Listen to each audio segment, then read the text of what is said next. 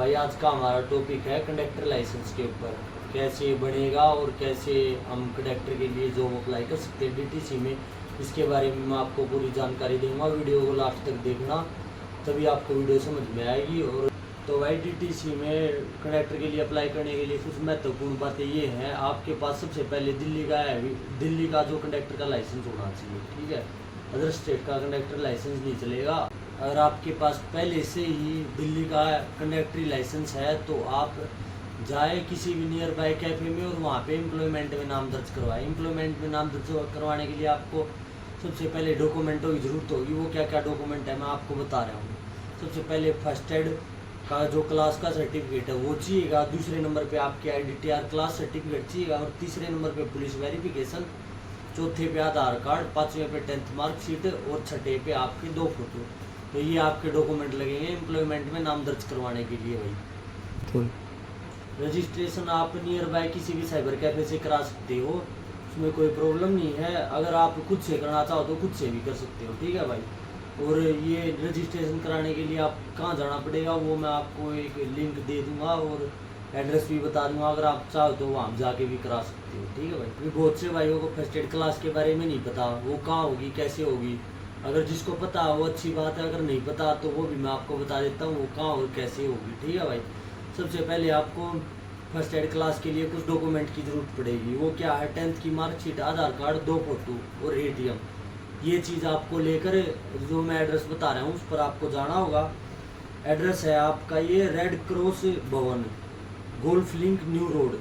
ये एड्रेस मैं लिंक में भी बता दूंगा। इस रोड पे आप ये रेड क्रॉस भवन में जाना है और वहाँ पे आपकी जो है ATM द्वारा फीस कटेगी और 4 दिन की जो आपकी वहाँ पे क्लास होगी। उस क्लास के बाद आपको जो सर्टिफिकेट मिलेगा वो स्टेट सर्टिफिकेट के बाद आपका जो आता है अगला है IDTR सर्टिफिकेट। वो कहाँ होगा कैसे होगा, उसके लिए क्या क्या डॉक्यूमेंट लगेंगे। फर्स्ट एड की जो आपकी क्लास होने के बाद आपका IDTR का सर्टिफिकेट बनेगा। वो जो आपकी 2 दिन की क्लास होगी IDTR की, उसमें आपके लिए डॉक्यूमेंट क्या ले जाने ज़रूरी है। आपका वैसे आधार कार्ड और ATM की ज़रूरत है।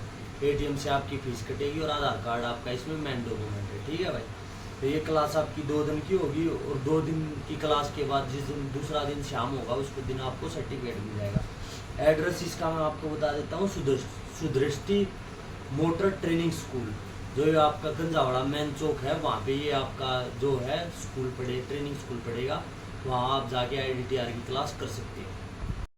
तो IDTR जहाँ बनेगी उसका लिंक भी मैं आपको डिस्क्रिप्शन में दे दूंगा, एड्रेस भी बता दूंगा। तो और बात इसमें क्या है भाई, कई भाइयों को लगता है कि DTC के फॉर्म निकलते हैं या कैसे DTC में अप्लाई कर सकते हैं। तो भाई मैं आप लोगों को क्लियर बता दूं कि DTC के फॉर्म, कंडक्टर के फॉर्म नहीं निकलते।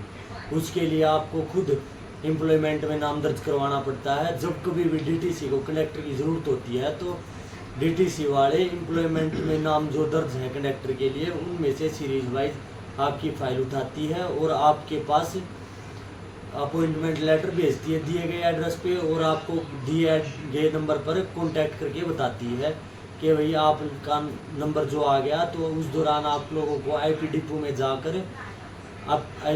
जाकर आप लोगों को बाकी की कागज कार्रवाई जो होती है फॉर्मेलिटीज़ वो पूरी करनी पड़ती है। मेडिकल, पुलिस वेरिफिकेशन जो आपका दोबारा से वहाँ होता है, इंटरव्यू होता है। उसके बाद आपको ज्वाइनिंग लेटर दे दिया जाता है और आपको बता दिया जाता है कौन से डिपो में आपकी ज्वाइनिंग हुई है और कौन सी ड्यूटी है आपकी।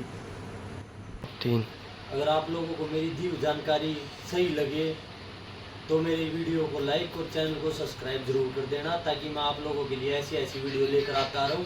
धन्यवाद। अगर आपको मेरी बताई हुई सारी बातें समझ में आ गई है तो अच्छी बात है, अगर नहीं आई है तो फिर भी किसी भाई को कोई डाउट है तो मेरे से कांटेक्ट करके भी इन सब के बारे में पूछ सकता है।